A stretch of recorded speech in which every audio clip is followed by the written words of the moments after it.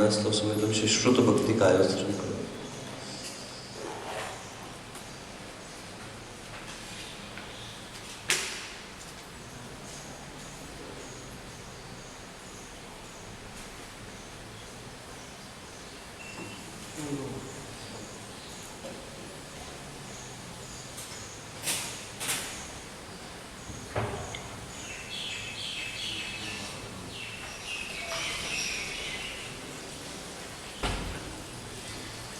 कोटिशतं द्वादश चैव कोट्यो लक्षाण्यशीतिस्त्र्यधिकानि चैव पञ्चाशदष्टो च सहस्रसङ्ख्यमेतश्रुतं पञ्चपदं नमामि। अरहन्तवासयद्धं गणहरदेवेहि गत्यं सम्मं प्रणमामि भक्तियुक्तो सुदृढाणमहो वहिं शिरसा इक्षामि बन्ते सुदबद्धि कावसो मुदसालुचं अंगोभंगपैन्य पावने परिम सुत प्रणमामि उपभगे चूलिया चेव सुततैत्विदं गायं स्याणुचकालमञ्चें पूज्यं वन्दानं स्वामी दुःखको वैलाओ सुगै गुणं समाहि मरणं जिन गुण संपत्ति होदमच्चम नमोस्तुअथ पौराणिक स्वाध्याय प्रतिष्ठावं त्यां श्री आचार्य भक्ति कायो सर्वं करोमि।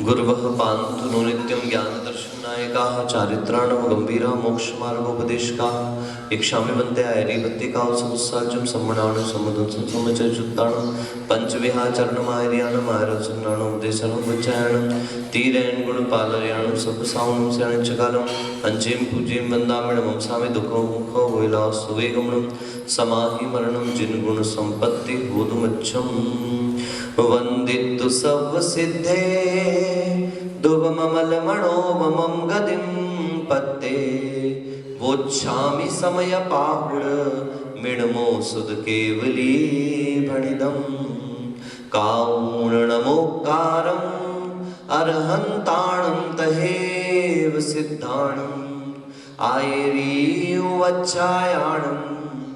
लोयम्य सव्वसागुणम्। पंच परमेष्टि भगवान की, मूल नायक श्री अक्षरट पार्श्वनाथ भगवान की, चारित्र आचार्य भगवत श्री कुंद कुंद महाराज की, आचार्य भगवंत श्री जयसेन महाराज की, चारित्र चक्रवर्ती प्रथम आचार्य गुरु शांति सागर जी महाराज की, मम दीक्षा गुरुवर श्रेष्ठ भट्टाचार्य समाधिस्थ आचार्य भगवंत श्री अभिनंदन सागर जी महाराज की, द्वादशांग जिनवाणी माता की, अहिंसा परमो धर्म की।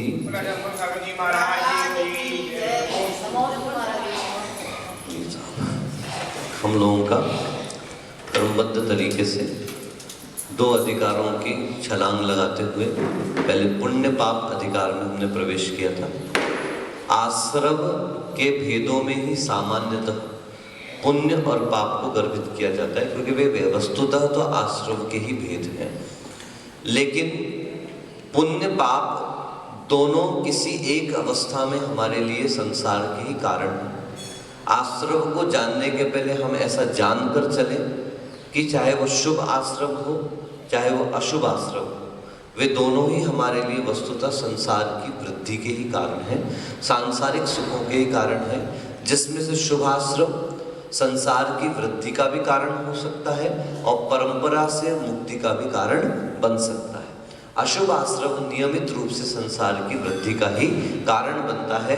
इस प्रकार की विशेष परिच्छित्ति के लिए, विशेष ज्ञान के लिए, विशेष संबोधन के लिए आश्रव अधिकार के पूर्व में ही तृतीय अधिकार पुण्य पाप अधिकार हमारे सामने प्रस्तुत कर दिया गया था। आज यहाँ पर विशेष आश्रव अधिकार प्रारंभ हो रहा है, जिसमें कुल 17 गाथाओं के माध्यम से आध्यात्मिक पुट को लिए हुए, सामान्यतः सैद्धांतिक बातें रहती हर जगह, यहाँ पर सिद्धांत से थोड़ा सा हट करके, सिद्धांत को छोड़कर नहीं, किंतु सिद्धांत का आधार तो रहेगा, परंतु उसी बात को आध्यात्मिक तरीके से हमारे सामने प्रस्तुत किया जाएगा। इसी कारण समय सार आदि ग्रंथों का अध्ययन करने के पूर्व वरिष्ठ आचार्य सभी यह कहते हैं कि आप क्रमबद्ध तरीके से ग्रंथों का स्वाध्याय करें। प्रथम तो प्रथमान योग ग्रंथ का स्वाध्याय अच्छे तरीके से करके जिन तत्व पर अच्छी श्रद्धा अपनी उत्पन्न हो जाए, महापुरुषों के जीवन के उतार चढ़ाव आदि को देखकर हमारे अंदर भी इस प्रकार की भावना जागृत हो कि अगर उनके जीवन में इतने महान होने के बाद उतार चढ़ाव आया है तो मेरे जीवन में भी आ गया, तो इसमें कोई बहुत बड़ी बात नहीं है। जब उन्होंने धैर्य रखा तो मुझे भी क्या रखना चाहिए? धैर्य रखना ही चाहिए। ठीक है ना। फिर कर्णान योग जब हमने पढ़ा तो मेरे जीवन में दुख क्यों आया, इस प्रकार से क्यों, इस शब्द की व्याख्या कर्णान योग ग्रंथों के माध्यम से 148 कर्म प्रकृतियों के रूप में हमारे सामने आती है कि किन किन कर्मों का कैसा कैसा फल हमारे सामने, जो भी क्रमबद्ध तरीके से आपके सामने आएगा। उसके बाद चरणान योग के माध्यम से अब कैसा चलूं, किस प्रकार से उठूं बैठूं, किस प्रकार का आचरण मार्ग चलूं कि ताकि मेरे जीवन में वो पुण्य पाप आदि किस तरीके से बंधु को प्राप्त हो रहे थे, अब किस तरीके से पापादिक आश्रम से बच सकूं। पाप आश्रम से बचेंगे तो अपने आप हमारी प्रवृत्ति समीचीन मार्ग की तरफ होना प्रारंभ हो जाएगी। यह हो जाता है आपका चरणान योग। इतना सब होने के उपरांत अब समस्याएं कहाँ जाती हैं? जब आप मार्ग पर चलते हो, कांटे भी हैं, कंकड़ भी हैं, कई प्रकार के उपसर्ग परिचय आपके सामने प्रस्तुत होते हैं। ऐसे समय में अब द्रव्यान योग हमारे लिए मटेरियल काम करता है कि भाई ये सब जो तकलीफें हो रही है तो शरीर को हो रही हैं और मैं तो शुद्ध क्या हूँ? आत्म तत्व हूँ। इस प्रकार से ये द्रव्यान योग तक अपनी क्रमबद्ध सोपानों के माध्यम से व्यक्ति पहुंचता है तो उसका श्रद्धान भी पक्का होता है, उसका आचरण भी पक्का होता है और उसका ज्ञान भी पक्का होता है। मगर जो सीधे छलांग लगाए, महापुरुषों को तो जाना नहीं, कर्णान योग कर्म सिद्धांत की किसी व्यवस्था को समझा नहीं और चरणान योग के कोई आचरण मार्गों को जानता नहीं है और सीधे द्रव्यान योग की बातें पढ़ता है, तो फिर वो व्यक्ति क्या करता है?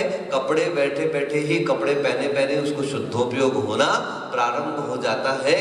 हाथ तो गुलाब जामुन पर कर डालता है और बात करता है कि आत्मा शुद्ध है। अगर तेरी आत्मा शुद्ध थी तो शरीर की पूर्ति रोटी से कर लेता, थाली के गुलाब जामुन पर ये हाथ क्यों जाता है? तो इसलिए आचार्य भगवत कहते हैं करने में और कहने में जमीन आसमान का अंतर हुआ करता है। किसी संत ने बहुत अच्छी बात कही है, अगर संसार में सबसे बड़ी कोई दूरी है तो वो दूरी है जिह्वा और जीवन की दूरी। किसकी दूरी? बोलो ना। जिह्वा और जीवन की दूरी सबसे बड़ी दूरी है। क्यों? क्योंकि जैसा जिह्वा कहती है वैसा जीव कर जाए तो अच्छी बात है और नहीं करता है तो आचार्य भगवंत कहते हैं कि सबसे बड़ा डिस्टेंस जिह्वा और जीवन के बीच का अंतर है। जीव और जीवन के बीच का अंतर सबसे बड़ा अंतर है। हम क्या कह रहे हैं, अगर हम अपने जीवन में वो नहीं उतारते हैं, यही अंतर दुनिया का सबसे बड़ा अंतर है। क्योंकि ये आपकी जिंदगी में बहुत बड़ा अंतर लेकर के आ जाता है। क्या लेके आ जाता है? जिह्वा और जीव के बीच का अंतर आपके जीवन में बहुत बड़ा अंतर ला सकता है। अगर आप उस अंतर को समाप्त करते हैं तो आपको ज्यादा समय नहीं लगेगा, अंतर मुहूर्त में केवल ज्ञान हो जाएगा। क्या कहा? अगर जिह्वा और जीवन के बीच में अंतर नहीं है तो अंतर मुहूर्त में केवल ज्ञान हो जाएगा, है कि नहीं? देखो भरत का जीवन, जब तक जिह्वा और जीवन में अंतर था तो राज्य काज में बैठे हुए थे और जैसे जिह्वा और जीवन के बीच का अंतर समाप्त हुआ, अंतर मुहूर्त के अंदर भरत को क्या प्राप्त हो गया? केवल ज्ञान की प्राप्ति हो गई। इसलिए भैया दुनिया का सबसे बड़ा अंतर जिह्वा और जीवन के बीच का अंतर है। आइए ऐसे अंतर को मिटाने के लिए हम इन तत्वों को समझ रहे हैं, इन पदार्थों को समझ रहे हैं। आज आश्रव तत्व का प्रवेश यहाँ पे हो रहा है। अथ प्रविशति आश्रवः, बोलिए। दोनों में ऐसे ही लिखा हुआ है। अमृत चंद जी ने भी ऐसे शुरुआत करी है और जयसेन जी ने वैसे शुरुआत करी। हम जयसेन महाराज वाली टीका पढ़ रहे हैं। आइए, अथ प्रविशति आश्रवः, संधि तोड़ के बोल रहा हूँ, आप टिक करते जाना कि महाराज ने यहाँ पे तोड़ा है, कौन सी संधि हुई आप स्वयं समझिएगा। इवर्णो यम सवर्णे न च परो लोप्य, ठीक है ना। यत्र सम्यक भेद भावना परिणतः कारण समय सार रूपः संवरो नास्ति तत्र आश्रवो भवति इति संवर विपक्ष द्वारेण सप्तदश गाथा पर्यंतम आश्रव व्याख्यानम करोति। कह रहे हैं जो सम्यक भेद भावना से परिणत कारण समय सार रूप संवर है, ठीक है ना, जिसके नहीं होता है तत्र आश्रव भवति। अगर संवर नहीं कर रहे हो कर्मों का, कर्मों के आने को नहीं रोक रहे हो, तो निश्चित रूप से आपको क्या होता रहेगा, जैसे नाव में छेद है, अगर आप उस छेद को बंद नहीं करते हैं तो निश्चित रूप से वहां से पानी का आना चलता रहेगा। ऐसे ही आप तप नियम संयम व्रत आदि को धारण नहीं करते हैं, भेद विज्ञान से परिणत नहीं होते हैं, तो कर्मों का आगमन क्या होता रहेगा, चलता रहेगा, तो होता रहता है। ऐसे संवर के विपक्ष द्वार के द्वारा 17 गाथा पर्यंत आश्रम का व्याख्यान करते हैं। तत्र प्रथमतः तावत, उसमें भी सबसे पहले वीतराग सम्यक दृष्टेः, ऐसे दृष्टेर लिखा हुआ है, अपन संधि तोड़ रहे हैं, ऐसे सम्यक दृष्टेः जीवस्य रागद्वेष मोह रूपा, रागद्वेष, कभी राग द्वेष नहीं बोलना, राग द्वेष मोह, अगर अलग बोलना तो अलग अलग में बोलना राग द्वेष, लेकिन जब संयोग के साथ बोले तो क्या बोले, राग द्वेष, ठीक है ना। संयुक्त आद्यम दीर्घम ये सूत्र है, ठीक है ना। संयुक्त होने पर आगे वाले जो रस्व अक्षर है उसको द्वित्व जैसे की प्राप्ति होती, दीर्घता की भी द्वित्व, राग द्वेष, द को क्या हो गया, डबल बोले, राग द्वेष बहु प्रकारा, क्या बोला, लेकिन गद्य में नहीं बोलना है सामान्यतः, लेकिन ऐसे अक्षरों को तो बोलना पड़ेगा। ये प्रयोग पद्य में अपन करें ताकि पद्य का सौंदर्य इससे बढ़ जाता है ना। भक्तामर प्रणत मौलि मणि प्रभाण, कितना सुंदर हो जाता है उसके प्रयोगों से ना, संयुक्त आद्यम दीर्घम के प्रयोग से। तो राग इस प्रकार से वीतराग सम्यक दृष्टि जीव के राग द्वेष मोह रूप आश्रवा न संति थी, उनका राग द्वेष मोह रूप आश्रव नहीं होता, ये आश्रव नहीं है, ये आश्रव के द्वार हैं। क्या कहा, राग द्वेष मोह आश्रव के द्वार है, इन्हीं के कारण जीव के लिए कर्मों का बंधन होता है। संक्षेपेण संवर व्याख्यान रूपेण मिथ्यत्वम अविरणम इत्यादि गाथा त्रयम, ये मैं पढ़ दे रहा हूं एक बार। मिथ्यात्व और अवृत्ति रूप 3 गाथाएं, तदनंतरम राग द्वेष मोह आश्रवाणाम पुनरपि विशेष विवरण मुख्यत्वे भावो रागादि जुदो इत्यादि स्वतंत्र गाथा त्रयम। उसके अनंतर राग द्वेष मोह रूप जो आश्रव है उनका विशेष विवरण करते हुए भावो रागादि जुदो ऐसी स्वतंत्र गाथा 3 गाथाएं हैं। ततः परम केवल ज्ञानादि व्यक्ति रूप कार्य समय सार कारणभूत निश्चय रत्नत्रय परिणतस्य संज्ञानी जीवस्य रागादि भाव प्रत्यय निषेध मुख्यत्वेन 24 इत्यादि गाथात्रयम।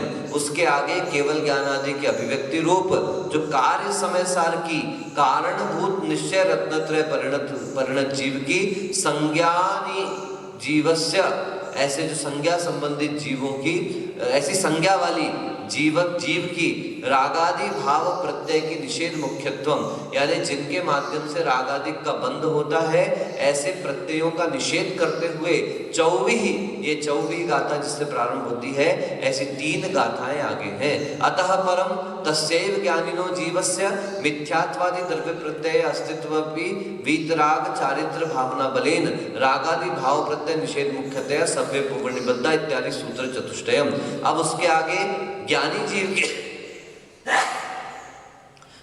जीव के मिथ्यात्व आदि द्रव्य प्रत्यय का अस्तित्व होते हुए भी वीतराग चारित्र भावना के बल से रागादि भाव प्रत्यय का निषेध करने पर उसकी मुख्यता से सभ्य पूर्णनिबद्धा इत्यादि सूत्र चतुष्टयम। देखा ना 11वें गुण स्थान में, जैसे ले ले उदाहरण, तो साता वेदी कर्म का बंध तो होता है, लेकिन प्रकृति प्रदेश का ही बंध होता है, स्थिति अनुभाग का बंध नहीं होता। तो जिसका भाव कषाय खत्म है, जिसकी भावनाओं में राग द्वेष समाप्त हो गया है, उस व्यक्ति को कर्म का बंध भी यदि गुण स्थानों की अपेक्षा से हो भी रहा है तो कैसा होगा? अल्प स्थिति अल्प अनुभाग वाला ही बंध होगा। और अपना सारा उद्देश्य क्या है बोलिए? स्थिति अनुभाग को मंद करना। क्या उद्देश्य अपना? प्रकृति प्रदेश बनता रहे, कितने भी भारी प्रदेश बन जाए कोई टेंशन नहीं लेने का, लेकिन टेंशन किससे है? स्थिति और अनुभाग से। अपने को सारा पुरुषार्थ स्थिति और अनुभाग को कम करने का करना चाहिए, ठीक है ना? इस बात को अपन को ध्यान रख करके चलना है। तदनंतरम मैं बोल दे रहा हूं, तदनंतरम नवतर द्रव्य कर्माश्रवस्य उदयागत द्रव्य प्रत्याह कारणम भवन्ति। उसके अनंतर नवीन द्रव्य कर्माश्रव का उदय होने पर द्रव्य प्रत्यय तो कारण हो जाता है। तेषाम च द्रव्य प्रत्ययानाम, उसमें जो द्रव्य प्रत्ययों का जीवगत रागादि भाव प्रत्यय। अब जीवगत जो रागादि भाव प्रत्यय है, आपने पढ़ा होगा तत्वासूत्र, कषायोदया तीव्र परिणाम चारित्र मोहस्य। बहुत ध्यान से सूत्र का अर्थ देखें। कषाय उदयात तीव्र परिणाम चारित्र मोहस्य। कषाय का उदय होने पर तीव्र परिणामों का होना, इससे चारित्र मोह नहीं करना।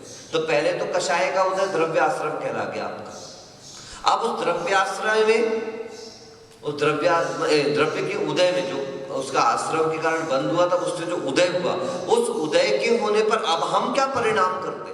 अब हम क्या भाव प्रत्यय तैयार करते हैं? अगर पुनः भाव तैयार करते हैं तो नवीन कर्मों का आश्रम होगा, और अगर नहीं तैयार करते हैं तो कर्मों का क्या हो जाएगा? संवर हो जाएगा। इस कारण व्याख्यान के मुख्यता से रागो दोषो इत्यादि सूत्र चतुष्टयम कथयति। इस प्रकार से रागो दोषो आदि 4 सूत्रों को कहेंगे। इति समुदायेन सप्तदश गाथा भी पंच स्थले आश्रव अधिकार समुदाय पातनिका। इस प्रकार से समुदाय से 17 गाथाएं 5 स्थानों में विभाजित हैं, जो आश्रव अधिकार की समुदाय पातनिका इस प्रकार से समाप्त हुई। पहले वाले में 3 गाथाएं, दूसरे वाले में स्वतंत्र 3 गाथाएं, फिर 3 गाथाएं 9 हो गई, उसके बाद 4 गाथाएं, 9 और 4 13 हो गई। 13 के बाद पुनः आप सूत्र चतुष्टय 13 और 4 कितनी हो गई? 17। ऐसे 17 गाथाओं का कथन यहाँ पर क्रमशः इस अधिकार में चलेगा। अथ द्रव्य भावाश्रव स्वरूपम कथयति। आइए गाथा पढ़ते हैं अपन। मिच्छत्तम अविरमणम कसाय जोगाय सन्न सन्नादो बहुविहेया जीवे तस्सेव अनन्न परिणामा नाना वर्णादीयस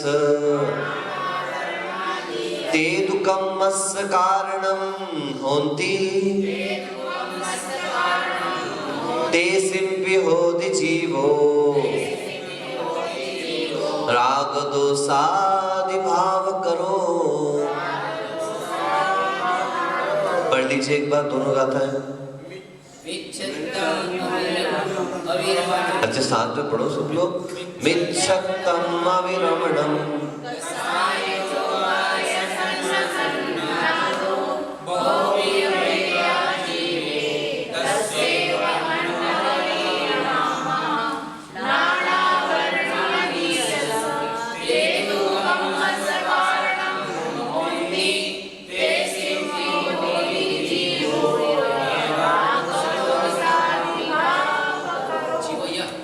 जीवोया तक करेंगे। 12 गिन लेते हैं। तेसिम्पी में हो गई 4, रोधी में हो गई आपकी 2 मात्रा, 3 मात्रा, 4 3 7, जीवों में हो गई 4 7 4 11 और यह की 1 12 मात्रा। कभी भी प्राकृत गाथाओं में सामान्यतः एक तरफ 12 की गिनती कर लेना है, तो अपने गाथा की लय अच्छी बन जाएगी।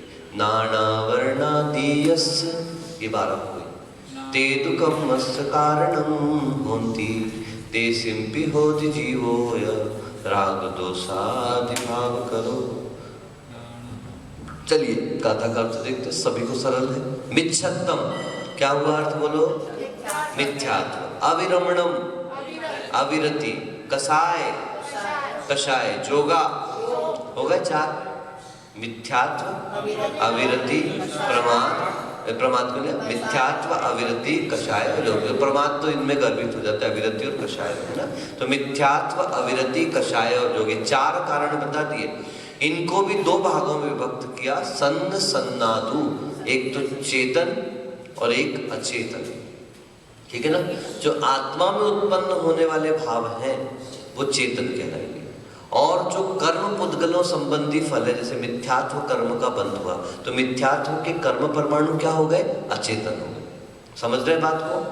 अपने परिणाम चेतन, क्योंकि आत्मा के तो परिणाम है, भले विकारी भाव है, लेकिन मिथ्यात्व प्रकृति के उदय से आत्मा में परिणाम उत्पन्न हुआ ना। अपन ऐसे ही कहते हैं, पहला गुणस्थान कैसे बना? मिथ्यात्व कर्म प्रकृति के उदय से आत्मा के परिणामों में मिथ्यात्व का होना मिथ्यात्व गुण स्थान है। तो आत्मा के परिणाम जो कहलाए वो क्या कहला गए? चेतन परिणाम। और जिसके निमित्त से हुए वो मिथ्यात्वादिक कर्म वो अचेतन कहला गए, है ना। तो अचेतन के बिना चेतन का काम ही नहीं चल रहा है। उसको जीतने में भी क्या, उसको जीतने में भी और उसमें फंसने में भी, दोनों में अचेतन काम कर रहा है। आज आप साधना भी कर पा रहे हो तो किसके परिणामों से, किसके सहयोग से? अचेतन के सहयोग से। अगर अचेतन का सहयोग ना हो तो चेतन को कैसे मुक्ति मिलेगी? चेतन अचेतन का संयोग भी खतरनाक है। अचेतन अचेतन का वियोग होता है, वही तो उस जीव के लिए, चेतन के लिए कल्याणकारी हुआ करता है। लेकिन याद रखना, चेतन और अचेतन का पौद्गलिक वियोग, प्रायोगिक वियोग तभी होगा जब उससे हमारा पारिणामिक वियोग हो जाएगा। ध्यान से, पॉइंट बहुत जबरदस्त है। चेतन और अचेतन का प्रायोगिक वियोग तभी होगा जब उस पुद्गल से हमारा पारिणामिक वियोग हो जाएगा। क्या हो जाएगा? चेतन अचेतन का प्रायोगिक वियोग, चेतन अचेतन का प्रायोगिक वियोग तभी होगा जब उनसे हमारा पारिणामिक वियोग हो जाएगा। यानी भावाश्रव को रोकने पर द्रव्याश्रव अपने आप रुक जाता है। सीधी लाइन होगी। चेतन अचेतन का प्रायोगिक वियोग तभी होगा जब उनसे हमारा पारिणामिक वियोग हो जाएगा।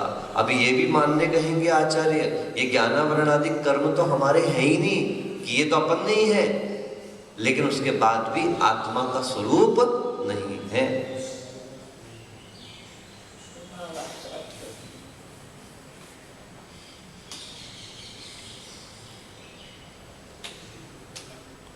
हो गया? रुकेगा ही रुकेगा। भाव रोक दिए, भाव संवर हो गया तो द्रव्य संवर भी होगा। आप द्रव्य संग्रह पढ़ते हैं ना, द्रव्य संग्रह में भावाश्रव, द्रव्याश्रव, भाव संवर, द्रव्य संवर, सबका महत्व आपके सामने प्रस्तुत किया। इन सब द्रव्य का कारण ही परिपूर्ण से भाव है। जैसे अपन पढ़ते हैं नो कर्म, भाव कर्म, फिर द्रव्य कर्म। हम ऐसे सामान्य से लोग पूछेंगे कर्म कितने प्रकार का, आप क्या जवाब दोगे? द्रव्य कर्म, भाव कर्म और नो कर्म। लेकिन जब हमसे पूछोगे तो हम क्या बोलेंगे आपसे? नो कर्म, भाव कर्म और द्रव्य, क्योंकि भाव कर्म का निमित्त नो कर्म है। इस नो कर्म को देखकर भाव उत्पन्न होते, भावों के निमित्त से द्रव्य कर्म का आश्रय होता है।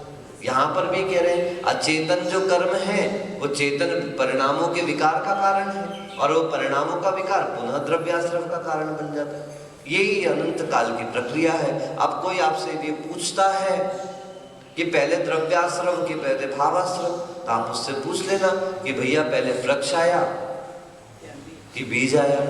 जिस दिन वो जवाब दे देगा तो उस दिन अपन जवाब दे देंगे कि पहले द्रव्याश्रव है। क्यों दीदी, कोई आपसे पूछता है पहले द्रव्याश्रव है कि भावाश्रव है, क्या जवाब दोगे? प्रति प्रश्न करो। क्या करो? हम मुर्गी को याद, अंडे को क्यों याद करें? हम अच्छे सात्विक है ना, शाकाहारी लोग है ना, इसलिए हम तो पहले वृक्ष को याद करेंगे ना। ये पहले वृक्ष आया कि बीज आया। जिस दिन आप हमको ये जवाब दे दोगे स्पष्ट बिल्कुल, उसी दिन हम आपको जवाब दे देंगे कि पहले द्रव्याश्रव आया कि पहले भावाश्रव। अनादिकालीन सतत प्रक्रिया है ये तो पूरी, उसी की खोज के लिए तो हम लोग इतनी मेहनत कर रहे हैं। और आप सोचते हो कि महाराज अपनी मेहनत करे और आपको बता दे। यदि यही अर्थ पता चल गया होता तो अभी आपके बीच में बैठना क्यों पड़ रहा होता, है ना। चलिए, तो इस प्रकार से मिथ्यात्व, अविरति, कषाय और योग, ये सन्न सन्नादु यानी चेतन अचेतन के भेद से, उनमें भी प्रथम तो बहुविह भेया जीवे, जो जीव संबंधित जो चेतन है वह बहुप्रकार के भेद प्रकार तस्सेव अनन्य परिणामा, वो जीव में ही उत्पन्न होने वाले परिणाम हैं जो बहुत प्रकार के होते हैं। जैसे मिथ्यात्व ही संशय, क्या था, विपरीते कांत विनय के, संशय ज्ञान कुनय के। लोग कुनय के इतने भेद बता दिए, क्या विपरीत है, अज्ञान है और संशय है और एकांत विनय है, ये सब आपको बता दिए। अब इसमें भी अपने अपने में अलग अलग और भेद हो जाएंगे। एकांत मिथ्यात्व भी कई प्रकार का हो जाएगा। अब जो सिर्फ आत्मा को ही मानता है उसका अलग हो गया, जो नित्य मानता है उसका अलग हो गया, अनित्य मानता है उसका अलग हो गया, ज्ञान गुण से सहित मानता उसका अलग हो गया, ज्ञान गुण से रहित मानता उसका अलग हो गया, बुद्धि आदि का विनाश मानता, ऐसे कितने भेद हो गए। तो जीव, हाँ, क्रियावादी के अलग, अक्रियावादी के अलग, ऐसे कई प्रकार के भेद अनन्य परिणाम किसके हैं, जीव के ही है ना भैया। पुद्गल पे मत ढोलो, हाँ, सब पुद्गल पे डाल देते हैं। कोई पूजा की एक पंक्ति थी, मैं भी ध्यान नहीं आ रही है, यह धूप अनल में खेने से कर्मों को नहीं जलाएगी, निज में निज की शक्ति ज्वाला राग द्वेष नशाएगी। उस शक्ति दहन प्रगटाने को मैं देव शास्त्र गुरु को ध्याऊं, विद्यमान श्री 20 तीर्थंकर सिद्ध प्रभु जी के। मतलब पहली लाइन में क्या कह रहे हैं, एक तो धूप चढ़ा भी रहे हैं परंतु ये भी स्वीकार कर रहे हैं कि सिर्फ धूप को अनल में खेने से ये कर्मों को नशाने वाली नहीं है, किंतु इसके माध्यम से मैं अपने निज के अंदर की शक्ति को पहचानने का पुरुषार्थ कर रहा हूं कि हे भगवान, स्वीकार करते करते तो भव व्यतीत हो गए, अभी तक के कोई छोड़ने का भाव मैंने नहीं किया। और छोड़ने में भी क्या छोड़ना है, हाथ से छोड़ने से पहले मन का छोड़ना आवश्यक है। आप जब किसी भिखारी को सिक्का डालते हो, मैं डाल रहा हूं, आपने डाला ही नहीं एक्चुअली। आपके हाथ से छूटने से पहले किससे छूटना जरूरी है, आपके मन से छूटना जरूरी। इसलिए मैं कई बार आप लोगों से कहता हूं, अपने आप को भी समझाता हूं कि त्याग भावना का भी त्याग करना। त्याग किया है इस बात का अहंकार नहीं, बार बार अरे मैंने तो ये कर लिया। एक बार हमने नमक का त्याग किया कि जब तक आचार्य महाराज के दर्शन नहीं होंगे तब तक हमारे नमक का त्याग रहेगा। अब उल्टा हो गया, हमने सोचा था कि आचार्य श्री तो प्रभावित हो जाएंगे कि हमने त्याग किया है तो जल्दी दर्शन करने बुला लेंगे। उल्टा वो हो गया, उल्टा पड़ गया हमारा तो हिसाब किताब। आचार्य महाराज का विहार तो जबलपुर की तरफ हो गया और हम लोगों को दूसरी दिशा में खुरई की तरफ विहार करा दिया। खुरई बोल रहा हूँ, टीकमगढ़ की तरफ बंडा से विहार करा दिया और आचार्य निकल गया बीना बारा से जबलपुर की तरफ। अब तो ऐसे ऐसे ऐसे, हालांकि नमक त्याग से कोई विकल्प नहीं था, परंतु जब किसी ब्रह्मचारी जी ने आचार्य के पास जाके कहा, संजू भैया है कटंगी के ब्रह्मचारी, उन्होंने आचार्य से जाकर कहा आचार्य महाराज जी ने आपके दर्शन के लिए नमक का त्याग किया है। तो आचार्य के और अच्छी बात है, जब तक दर्शन नहीं होंगे तब तक साधना चलेगी। क्या, जब तक दर्शन नहीं होंगे तब तक साधना चलेगी करके।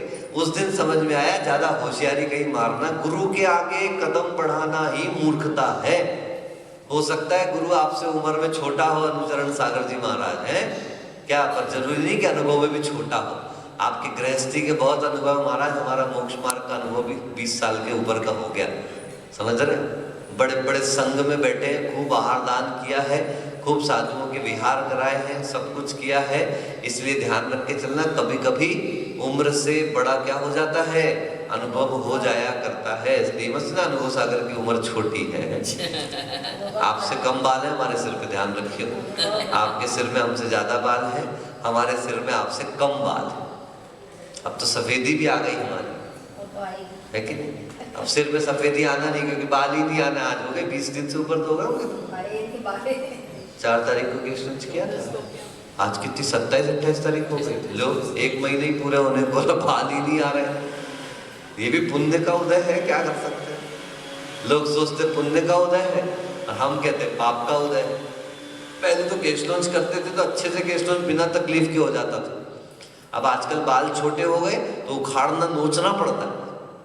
पहले उखाड़ते थे, अब नोचना पड़ता है, उसमें भी ढूंढ ढूंढ के निकालना पड़ता है, क्योंकि भाई पता ही चलता बाल इतने कम है कि तो अच्छे से नहीं निकालेंगे तो क्या लगेगा इन्हें केस लॉन्च किया भी है कि नहीं किया है। इसलिए नाना वर्णादियस्य तेदु कर्मस्य कारणम होती।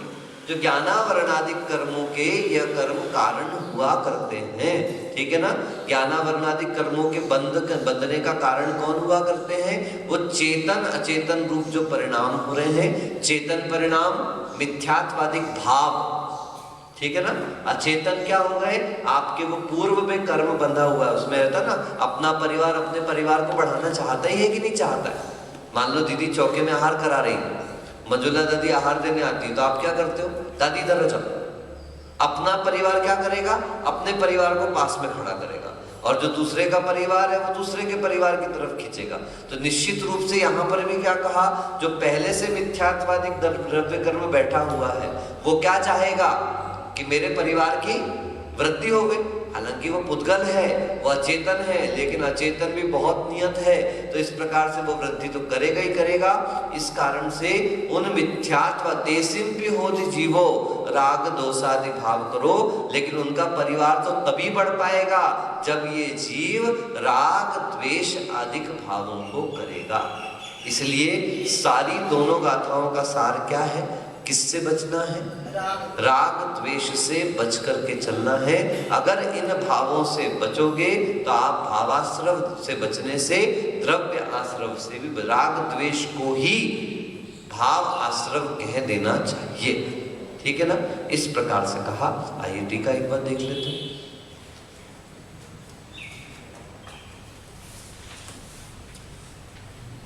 सन्न सन्ना इत्यत्र, फास्ट बोलते जाए, प्राकृत लक्षण बलात् आकार लोपो दृष्टव्य। यहाँ पे सन्न सन्ना जो लिखा हो उसमें सन्ना सन्ना होना चाहिए था, लेकिन प्राकृत के किसी लक्षण से वह सन्न सन्ना हो गया है, यानी संज्ञ असंज्ञ लिखना था तो उसमें अ का लोप होके दोनों सन्न सन्न दिख रहा है ना, लेकिन सन्न सन्ना लिखा हुआ ना, तो सन्ना सन्ना लिखना चाहिए था उनको, लेकिन उन्होंने सन्न सन्न क्यों लिखा? प्राकृत लक्षण से, प्राकृत संस्कृत प्राकृत व्याकरण से आकार का लोप देखने में आता है। मिथ्यात्व विरति प्रमाद कषाय योगा,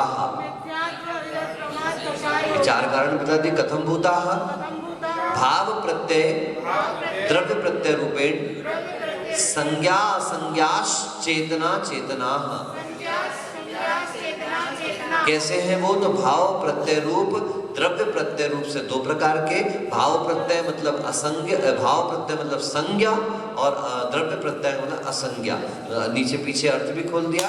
भाव प्रत्यय मतलब चेतन और द्रव्य प्रत्यय मतलब अचेतन। क्यों कह रहे हैं भाव प्रत्यय चेतन? क्योंकि वह आत्मा के परिणाम। और द्रव्य रूप क्यों कह रहे हैं? क्योंकि वो कर्म के परिणाम है, ठीक है ना। कर्म से होने वाले आत्मा के परिणाम भाव प्रत्यय, ठीक है ना। और जो कर्म के निमित्त से वो कर्म है जो आत्मा में बंधा हुआ वो द्रव्य प्रत्यय। अथवा संज्ञा आहार भय मैथुन परिग्रह रूपा,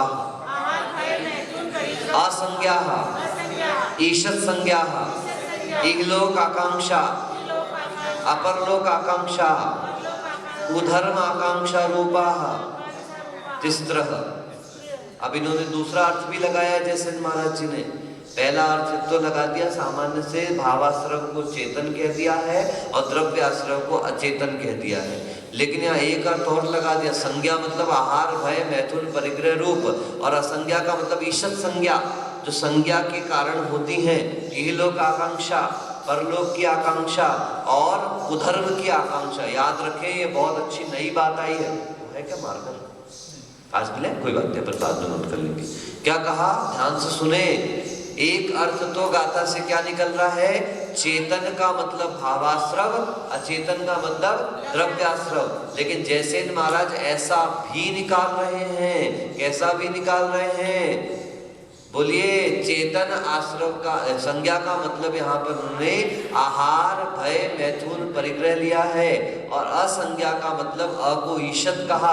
अभी आपने व्याकरण में पढ़ा था ना, अ का प्रयोग कहाँ पर हो सकता है, ईशत अर्थ में, थोड़े के अर्थ में भी प्रयोग होता है। तो ईशत संज्ञा यानी इहलोक आकांक्षा, इस लोक की आकांक्षा, परलोक की आकांक्षा और कुधर्म की आकांक्षा रूप से 3 प्रकार की असंज्ञा है। ये नई बात आई है, अभी तक हमारे ध्यान में कभी नहीं आई थी। ठीक है ना। कथम भूता एते, कैसे ये, उत्तर प्रत्यय भेदेन बहुधा विविधा क्व, किसके होंगी भैया, जीवे अधिकरण भूते, यानी जीव की अपेक्षा से देखा जाए तो जीव के अधिकरण के रूप में देखें तो कई प्रकार के होंगे। पुनरपि कथम भूता अनन्य परिणामाः अभिन्न परिणामाः तस्यैव जीवस्य अशुद्ध निश्चयनेन इति। ठीक है ना। ये अशुद्ध निश्चय से जीव के ही परिणाम हैं।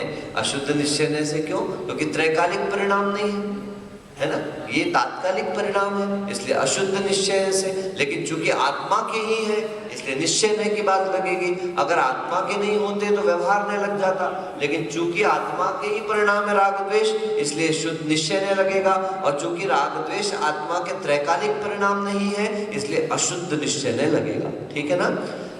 तेजा पूर्वोक्त द्रव्य प्रत्याह उद्यागताः संतः निश्चय चारित्र अविनाभूत वीतराग सम्यक्त्व अभावे सति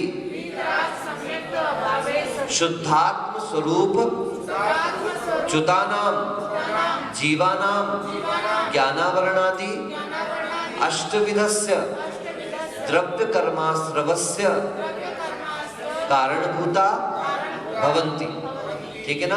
पूर्वोक्त तो द्रव्य प्रत्यय जो उद्यागत है, ऐसे होते हुए द्रव्य प्रत्यय का उदय होने पर, द्रव्य प्रत्यय मतलब ज्ञानावरण, दर्शनावरण, वेदनी, मोहनी, आयु, नाम और गोत्र और अंतराय, इन कर्मों का उदय होते हुए निश्चय चारित्र के अविनाभूत, अविनाभावी मतलब उनके में होने वाले ऐसे वीतराग सम्यक्त्व के अभाव होने पर शुद्धात्म स्वरूप से च्युत हुआ जो जीव है उसके ज्ञानावरणादि 8 प्रकार के द्रव्य कर्म का आश्रव होता है।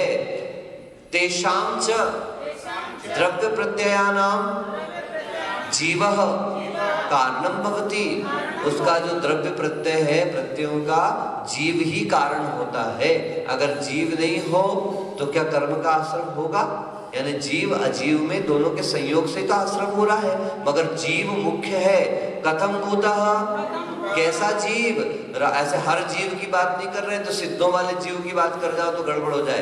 राग द्वेषादि भाव करह, राग द्वेषादि भाव परिणतः, राग द्वेष रूप भाव से जो परिणत है ऐसा जीव, अयम अत्र भावार्थः।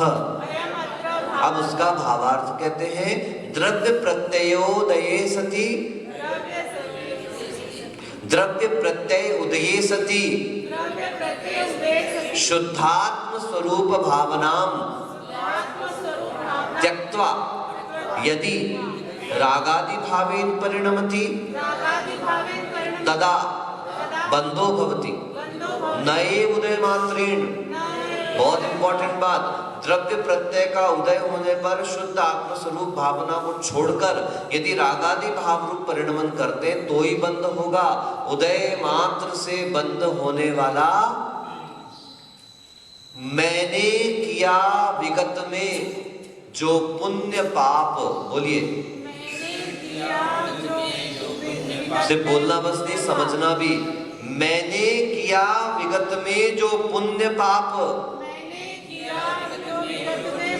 वे आ रहे उदय में स्वयमेव आप। मतलब जो उदय में आ रहा है वो मेरे किए हुए कर्म उदय में आ रहे हैं। होगा न बंद तबलो, जब लो न राग, चिंता नहीं उदय से, बनवीत राग। बनवीत राग। बेटा अक्षर मेरे कमरे में जाना, पेन स्टैंड पर वो ग्रीन कलर का मार्कर पड़ा हुआ है, लेकर क्या कहा? होगा न बंद तबलो, जब लो न राग। जब तक राग नहीं है तब तक बंद नहीं होगा। सुन ध्यानी ज्ञानी, चिंता नहीं उदय से। होने तो उदय, तीर्थंकरों के भी उदय आ रहे हैं, चक्रवर्ती के भी उदय आ रहे हैं। राम जंगल गए तो क्या हुआ? ऐसा मत सोचना कि राम को यहाँ आंसू बहा के गए थे। राम जब घर छोड़ करके गए तो मुस्कुराते हुए गए। क्यों? चिंता नहीं उदय से, बनवीत राग। कर्म का उदय तो आ रहा है। आप यदि रोगे, गाओगे, चीखोगे, चिल्लाओगे तो और नवीन कर्मों का बंद होता चला जाएगा। और अगर उसे साक्षी भाव के साथ स्वीकार कर लोगे कि मेरे किए हुए कर्म ही उदय में आ रहे हैं, तो आपका सारा संकल्प विकल्प समाप्त हो जाएगा। संकल्प विकल्प समाप्त होगा, भावाश्रय समाप्त। भावाश्रय समाप्त तो द्रव्याश्रय समाप्त है। भावाश्रय समाप्त तो द्रव्याश्रय भी समाप्त हो जाएगा। इस प्रकार से कोई भी कर्म बंधने वाला नहीं है। यदि उदय मात्रेण बंधो भवति, यदि उदय मात्र से बंद होता है, तदा सर्वदा संसारेव। फिर संसार में कभी किसी जीव को मुक्ति होने वाली नहीं है। नीचे चला गया वो। क्या कहा? अगर उदय मात्र, उदय तो देखो सातावेदी कर्म का उदय वहां पर भी चल रहा है, 11वें 12वें 13वें गुण स्थान में भी बंद वहां पर भी हो रहा है।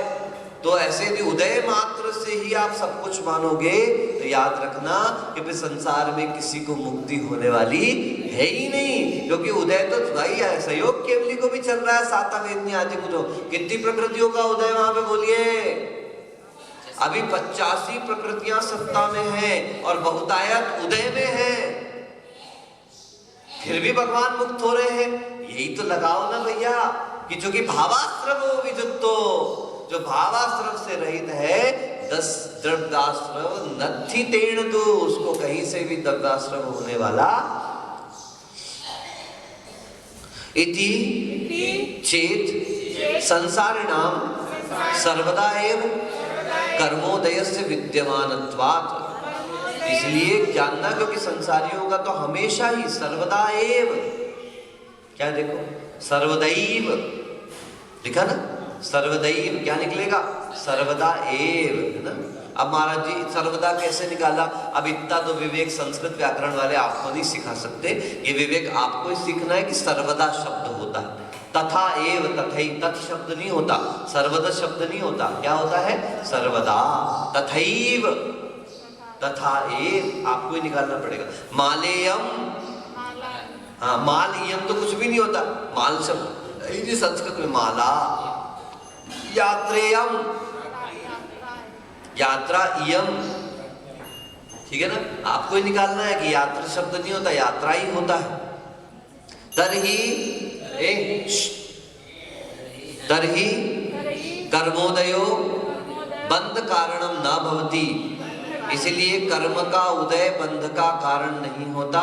इति चेत, इस प्रकार से होने पर तत् निर्विकल्प समाधि भ्रष्टानाम मोह सहित कर्मोदयो व्यवहारेण निमित्तम भवति।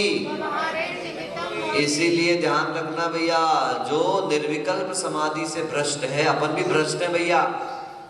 कोई कहे ये तो मुनिराज भ्रष्ट है, तो आओ मान लेना भैया भ्रष्ट है। अरे भैया निर्विकल्प समाधि से तो भ्रष्ट है ना। जो अभी सप्तम गुण स्थान में हमको आनंद लेना चाहिए था, या छठे गुण स्थान के प्रवृत्ति परक क्रियाओं में लग गए हैं। तो निर्विकल्प समाधि से क्या हो गए? अनेकांत धर्म से तो कुछ भी गलत नहीं है साहब। कोई आपको भ्रष्टाचारी का या हो भ्रष्टाचारी, भाई कल लो भ्रष्ट ही है। क्यों भ्रष्ट है? निर्विकल्प समाधि से च्युत हो गए हैं। निर्विकल्प समाधि की भावना भी नहीं है अभी तो, इसलिए भैया मान लो, मानने में कोई बड़ी बात नहीं। आपको जैसा मानना है, आप खुश रहो बस, है?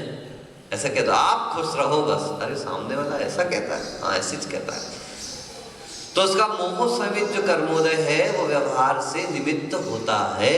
निश्चयेन पुनः अशुद्ध उपादान कारणम स्वकीय रागादि अज्ञान भाव एव भवति। व्यवहार से तो निर्विकल्प समाधि से भ्रष्ट होना ही मोह सहित होकर के कर्मोदय का कारण है। और निश्चय नय से पुनः अशुद्ध उपादान कारण। उपादान कारण मतलब समझते हो? उपादान कारण आत्मा का है, इसलिए उपादान।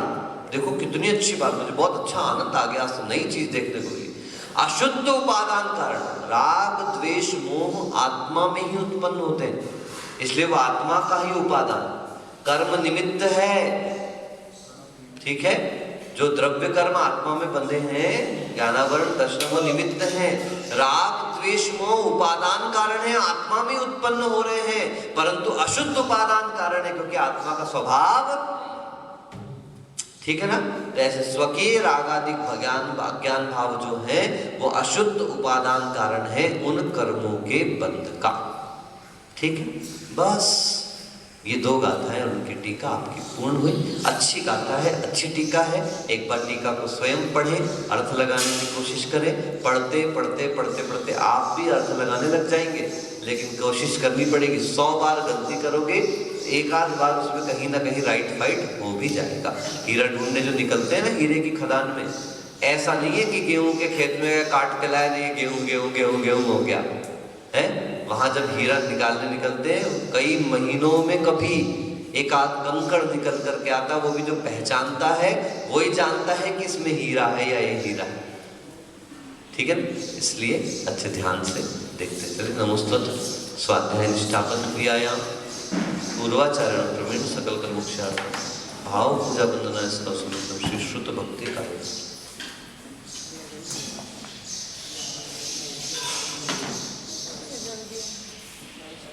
और ये बात से सभी ध्यान रखें कि अगर अपन के आदेश से जिनालय बंद होता है तो इसमें अपनी बदनामी नहीं है भैया। क्या सुन रहे हैं? उधर विद्यासागर जी महाराज इतने बड़े आचार्य महाराज हैं, उन्होंने भी अपना सब कुछ उधर बंद करवाया हुआ है। तो मुनिषी सुधा सागर जी महाराज जो काफी टीवी वगैरह पे उनके प्रवचन और ऐसे बातें करते हैं, वो निरंतर अपने प्रवचनों में उपदेशों में निरंतर कहते चले जा रहे हैं कि आप लोग लापरवाही ना करें, जिनालयों को बंद रखें। तो ये उनके कहने पर अगर बंद हो गया तो इससे महाराज बदनाम नहीं होने वाले, इस बात को ध्यान रखना। हमने भी यहाँ का जिनालय बंद करवाया तो इसलिए क्योंकि आसपास के गांवों में इस प्रकार की सूचना अपन को मिल रही है।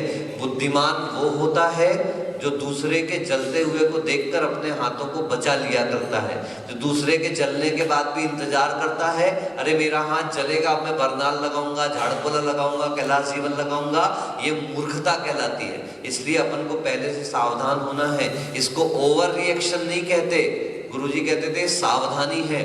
Prevention is always better than cure. बचाव ही सबसे अच्छी सुरक्षा और औषधि है। औषधि करने से अच्छा है पहले से बचाव करके चले। कल को यदि मान लो एक घटना भी हो गई तो जीवन भर के लिए अपन अपने आप को दोषी मानेंगे कि काश हमने इस प्रकार की गंभीरता रखी होती।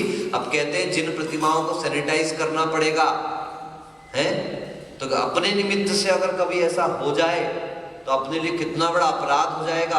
यहाँ तो वैसे ही जिनालय इतना अच्छा है कि बाहर बाहुबली भगवान खड़े हुए हैं, यहाँ पार्श्वनाथ भगवान और एक और पद्मप्रभु है शांतिनाथ, दो खड़गासन भगवान रोड पर खड़े हुए हैं, मान स्तंभ बाहर से दिखता है। इतनी सारी चीजें आपकी हैं।